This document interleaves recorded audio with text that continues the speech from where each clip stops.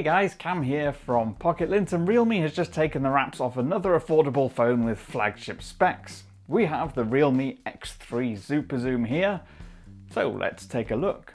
Okay, so secretly I'm a bit of a fan of this yellow box with simple black contrasting lettering on it. It's not fancy at all, but it is eye-catching and quite different to a lot of the other retail packages I tend to get here. So in the box there's the usual classic sleeve, which in traditional Oppo style holds the transparent protective case, which in this instance doesn't seem to have any extra texture or any other branding on it. It's just a plain, glossy, see-through case. And there's paperwork, which you could read or fold into origami swans. Whatever floats your boat. Now, moving the phone to one side for a quick second, we can dive into the rest, and like a lot of phones from the Oppo family, you get a fast charging power adapter. This particular one is 30 watts, which won't be as fast as the SuperVook 2.0 technology, but it is quite similar to OnePlus's Warp Charge 30.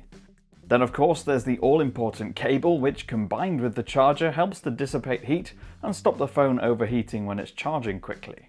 And of course the SIM ejector tool. Now onto the phone, and this is actually quite good looking in its Arctic white colorway. It has a soft matte frosted finish which feels really smooth and helps resist fingerprint smudges. It also has a multi-layer glass construction that shows various colors and gradients at certain angles when light is reflecting on it. The back also plays home to the all-important quad camera system. It features a 64 megapixel primary camera, which pixel binds down to 16 megapixel photos by default. More importantly though, it has that Oppo style periscope camera that enables up to 5 times optical zoom and 60 times digital zoom. Add that to the ultra-wide camera and you get a lot of versatility and focal lengths to play with. There's also a low resolution macro camera for close-ups. Now the first signs this is a more affordable phone is the frame, because it's made of plastic and it's painted to look metallic. And it features a physical fingerprint sensor embedded into the power button on the right edge, which so far hasn't been the most reliable in my first few days of testing. You get individual volume buttons on the left and a Type-C port, a single speaker and a SIM tray on the bottom edge. The front features a full HD 6.6 inch screen with dual camera hole punch cutout within the display.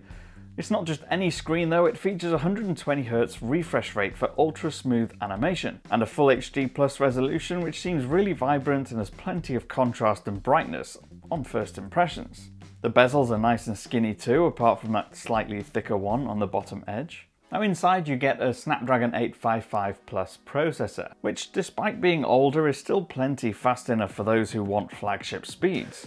It's combined with 12GB of RAM and 256GB of storage in this particular model, and also has a 4200 mAh battery and runs Realme UI, which is virtually identical to Oppo's Color OS, running on top of Android 10.